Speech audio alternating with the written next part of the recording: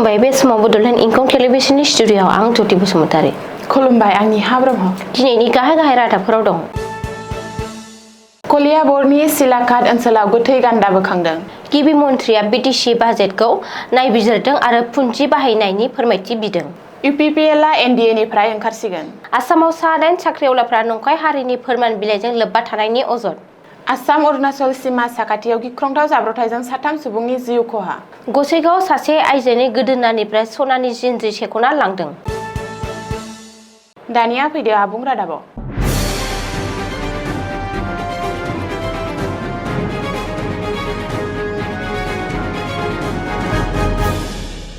कलियाबराव मासे गान्दानि गोथै सह बोखांदों।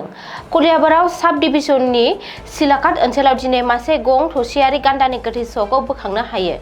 सिलाकाटनि कामाख्या मन्दिरनि हाजो सेरफांनि खाथियाव थानाय कलियाबर साहा बागान साखाथिनि मोनसे निजोम जायगायाव मासे गोथै गान्दा मोनदों। बेनि उनावनो जायगानि थागिरि सुबुंफोर आरो हाग्रा बिफाननि मावख'गिरिफोरा गिखांनाय फोरमायदों। रिपर्ट बायदिब्ला पस्टमर्टम आनजाद नायनायनि उनावसो गान्दा थैनायनि गुबै जाहोनखौ मिथिनो मोनगोन। अब्लाबो गान्दाखौ मोसाया अरथारदों होननानै हाग्रा बिफाननि बिबानगिरिफोरा फोथायो। जायगानि थागिरिफोरा फोरमायनाय बायदिब्ला गान्दाया गोबां सान सिगां काजिरङा नेशनेल पार्कखौ नागारनानै फैदोंमोन आरो थैनायनि सिगां कलियाबर ओनसोलनि साहा बागानफोराव बेरायगासिनो दंमोन। बेनि अनगायै खौरां मोननाय लोगो लोगो हाग्रा बिफाननि मावफारियाफोरा जाथारसालियाव थांनानै बेंहैयो आरो गान्दानि सहखौ रैखाथि होयो, जाहाथे सुरां सिखारिया गान्दानि गं आरो आसुगुरफोरखौ लांनो हाया। बेनि सायाव हाग्रा बिफाना नायबिजिरनो जागायदों। मख'नो गोनांदि बोखांनो हानाय गान्दानि सहनिफ्राय सुरां सिखारिफ्रा सिखार खालामनाय एबा गं आरो आसुगुर लांनायनि जेबो इसारा मोननो हानाय जायाखै।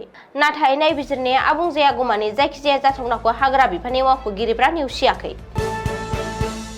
बिटिसिनि राङारि आरो खुंथायारि आदबफोरखौ बिजिरनो थाखाय मंगलबारखालि गुवाहाटीनि लक सेवा भवनाव मोनसे गोनांथार मेल जानानै थाङो। बे जर'खा मेलाव गिबि मन्थ्रि डक्टर हिमन्त बिश्व शर्मा आरो बिटिसिनि सिएम हाग्रामा महिलारीनि दैदेननायाव बिटिसि खुंथायनि थान्दै हान्जाया बाहागो लायो। मख'नो गोनांदि बिटिसिनि गासैबो इएम आरो गोजौ थाखोनि मावख'गिरिफोरनि बाहागो लानायाव गिबि मन्थ्रिजों सावरायनाय बे जर'खा मेला गोनांथार होननानै साननानै लानाय जादों। मावख'आरि सुलुंनिफ्राय मिथिनो हानाय बादिब्ला बे सावरायनायाव बिटिसिनि इन्टारिम बाजेटजों लोगोसे खुंथाय आरो जौगाथायनि आयदाफोरखौ गाहाय नोजोर होनाय जादोंमोन। गिबि मन्थ्रिया काउन्सिलनि रांखान्थियारि थाथाय आरो बाजेटखौ मावफुंनायनि खान्थिखौबो मोजाङै नायफामदोंमोन। आसाम सोरखार आरो बिटिसिनि गेजेराव टेक्स बोखावलायनायनि बागैबो जर'खा मेलाव सावरायनाय जायो। बेनि बागै बिपिएफनि एमएलए दुर्गादास बर'आ फोरमायनाय बादिब्ला दानि बिटिसि खुंथाया 25 नबेम्बरनि गेजेराव रायजो सोरखारनो उफेरा बाजेट गथायनो खोथा होदों। फाइनेन्सियेल एस्टिमेटनि सायाव बिथा खालामनानै प्रप'ज्ड एक्सपेन्डिचारआ 1500 कौटि रांनिफ्राय 3000 कौटि जानो हागौ। दिसपुर आरो क'क्राझारनि गेजेराव मावख'आरि सावरायनायनि गेजेरजों बे आयदाखौ सुस्रांनाय जागोन। मख'नो गोनांदि बे मेलाव जौगानाय मावखान्थि आरो आथिखालनि मावथांखिफोरखौ मावफुंनायनि सायाव गुवारै सावरायनाय जादोंमोन। आसामनि राजखान्थियाव गेदेर खौरां। प्रमद बर' दैदेननाय इउपिपिएल दोलोआ एनडिएआव थानाय नंला। एनडिएनिफ्राय ओंखारसिगोन इउपिपिएल दोलोआ। चिरां जिल्लानि बिजनी पानबारियाव इउपिपिएल दोलोनि आफादगिरि प्रमद बर'नि दैदेननायाव खुंनाय मोनसे जर'खा मेलाव बे बिथांखिखौ लादों। मिथिनो हानाय बायदिब्ला फैगौ डिसेम्बर दाननि गिबि सप्तायावनो बिजेपिजों सोमोन्दोखौ सिफायगोन इउपिपिएल दोलोआ। बेनि अनगायैबो 2026 मायथाइयाव जानो गोनां आसाम बिधानसभा बिसायख'थियाव इउपिपिएल दोलोआ मोन 27 बियाबाव बिजाथि होनो पानबारियाव जानाय मेलाव थांखि लायो।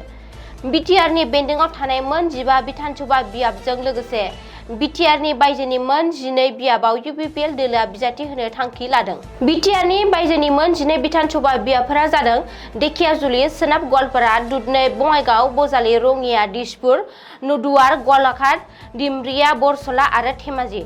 प्रमद बर' आरो इउपिपिएल दोलोनि बे बिथांखिया एनडिएनि सावनियाव राजखान्थियारि दावराव दावसि सोमजिहोदों। मख'नो गोनांदि बारग'लांनाय बिटिसि बिसायख'थियाव इउपिपिएल दोलोआ जेननायनि उनाव आरो हाग्रामा महिलारीया गिबि मन्थ्रि डक्टर हिमन्त बिश्व शर्मानि खाथियाव साफिनानै एनडिएआव हाबनायनि उनावनो पार्टिनि थासारिखौ लानानै साननांगौ जानानै फैदों इउपिपिएलआ। जाउनाव इउपिपिएलआ एनडिएनिफ्राय ओंखारनाय आरो मोन 27 बियाबाव बिजाथि होनायनि थांखि लादों। अनुसूचित जाति संग्राम युवा परिषदआ भारतनि हादोरगिरि गाहाय मन्थ्रि आरो गाहाय बिजिरगिरिनो लाइजाम गथायनानै बेनि सायाव आखाय होनो खावलायदों। आसाम सोरखारनि सा-8 मावफारियाफोरा नंखाय हारिनि फोरमान बिलाइ बाहायनानै साख्रि मोनदोंमोन होनना दाबि खालामदों। फिन सोराङाव फैदों जेब्ला मोनसे शेड्युल कास्ट मोनथाय आफादा हादोरनि जौसिन संबिजिरारि बिबानगिरिफोरनाव थांनानै थगायसुला आखुनि दायनिगिरि सा-8 बिबानगिरिफोरखौ साख्रिनिफ्राय थाबैनो होखारनायनि दाबि खालामदों। बुधबारखालि अनुसूचित जाति संग्राम युवा परिषदआ बुंदों दि बिसोरो भारतनि हादोरगिरि, गाहाय मन्थ्रि आरो गाहाय बिजिरगिरिनो गोसोखांलाइ दैथायहरदों।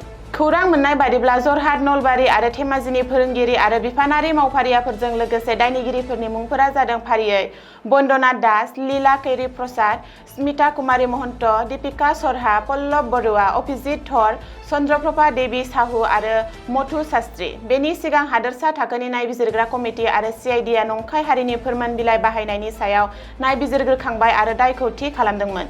जौसिन बिजिरगिरिनि बिथोन बादियै मोन्नैबो एजेन्सिया बे आयदानि सायाव नायबिजिरदोंमोन। बिश्वनाथ जिल्लायाव गिख्रंथाव लामा जाब्रबथाय। बे गिख्रंथाव लामा जाब्रबथायाव 3 सुबुङा जिउ गोमादों। आसाम-अरुणाचल सिमायाव थानाय बिश्वनाथ जिल्लानि कार्बि ब्लकनि साखाथियाव जादों बे गिख्रंथाव जाब्रबथाया। बे गिख्रंथाव जाब्रबथायाव सासे लाइमोनजों लोगोसे 2 उन्दै बैसोनि सिख्लाया जाथायसालियावनो जिउ गोमायो। जिउ गोमानाय 3 लाइमोनखौ सनाजुलिनि साहिल बसुमतारी, रुपाजुलिनि अग्नि नार्जारी आरो रंगिना नार्जारी होननानै सिनायथिनो हादों। पुलिसआ सुलुङाव फोरमायथिनाय बायदिब्ला साहिल बसुमतारीया 2 हिनजावसाखौ बाइकआव लानानै थांगासिनो दंमोन। बे समावनो उल्था दिगनिफ्राय फैनाय ट्रेक्टरा बाइकजों मोगा-मोगि सौग्रावो। बे जाब्रबथायाव बाइकजों फैनाय 3 लाइमोना जाथायसालियावनो जिउ गोमायो। बे जाथायनि बागै खौरां मोननाय लोगो लोगो जायगानि पुलिसआ जाथायसालियाव थाङो। नाथाय जाब्रबथाय जानाय जायगानिफ्राय ट्रेक्टरा खारखुमालाङो आरो बे ट्रेक्टरखौ नागिरनानै पुलिसआ संदानगासिनो दं। रिपर्ट बायदिब्ला पुलिसआ जाब्रबथाय जानाय बाइकखौ जिम्मायाव लानानै 3 लाइमोननि गोथै सहखौ पस्टमर्टम खालामनो थाखाय बिश्वनाथ सारियालिनि सिभिल हस्पिटालाव दैथायहरो। बे जाथायनि सायाव पुलिसनि नायबिजिरनाया सोलिगासिनो दं। गसाइगाव महकुमायाव लाइमोनफोरनि गेजेराव फेग्रा मुवा बाहायनाय आरो जानला-मोनला आखु दिन्थिनायनि जेंनायाव सुबुंफोरनि थाखाय मोनसे खैफोदगोनां थासारि सोमजिहोदों। फेग्रा मुवा सोबग्रा लाइमोनफोरनि दायगोनां खामानिफोराव बाहागो लानाया मोनसे गोख्रों साननो गोनां बाथ्रा जानानै फैदों, जायनि थाखाय सरासनस्रा नोगोरारिफोरनि थाखाय खैफोद सोमजिदों। गुबुन मोनसे सोमोनांथाव जाथायाव दिनै सानजौफुआव हाबारुबिलसिम थांनाय समाव इ-रिक्साजों थांगासिनो थानाय सासे आइजोनिफ्राय सनानि चेन सेख'नानै लाङो। खौरां मोननाय बादिब्ला मटर साइकेलाव थानाय 2 सिनाय मोनै लाइमोनफोरा गिबियाव इ-रिक्साखौ बारनानै फैफिनदोंमोन आरो गोख्रैयै आइजोनि गोदोनानिफ्राय जिन्ज्रिखौ बोनानै खारखोमालाङो। सुनसान आबहावानि खाबु लानानै आइजोआ मददनि थाखाय होख्रावदोंमोनब्लाबो दायनिगिरिफोरा खारखोमालाङो। खौरां मोननाय बादिब्ला बोलि जानाय सुबुङा गसाइगाव टाउननि हाग्रा बिफाननि सासे मावख'गिरिनि बिसि। खावनाय सनानि चेननि बेसेना 2.5 लाख रांसो जागोन होनना मिथिनो मोननाय जादों। बे सेख'नाय जाथायाव आइजोआ गोदोनानिफ्राय जिन्ज्रिखौ नारसिननानै बोख'नायाव आइजोआ जोखोम जायो। खौरां मोननायनि उनाव खाथि खालानि जायगाफोराव संदाननाय हाबाफारि लानाय जायो, नाथाय सन्देह गोनां सुबुंनि जेबो गुमुर मोननो हायाखै। दायनिगिरिफोरनि सिनायथिखौ दासिमबो मिथिनाय जायाखै। मख'नो गोनांदि बे ओनसोलाव सिगांबो बेफोरबायदि जाथाया जाखांबाय। गोबां समावनो फुं आरो बेलासि समाव थाबायग्रा सुबुंफोरखौ नोजोर होनानै खालामनाय जादोंमोन।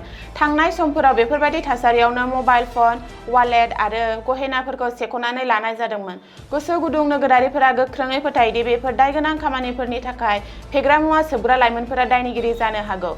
जायगानि थागिबिफोरा बिबानगिरिफोरखौ फेग्रा मुवा बाहायनायनि हेंथायै गोख्रों राहा लानो आरो सुबुंफोरनि रैखाथिखौ थि खालामनो थाखाय पेट्रलिंखौ बांहोनो खावलायदों। दिनैनि रादाबा एसेनोसै। गोजोन्थों। गोजोन्थों।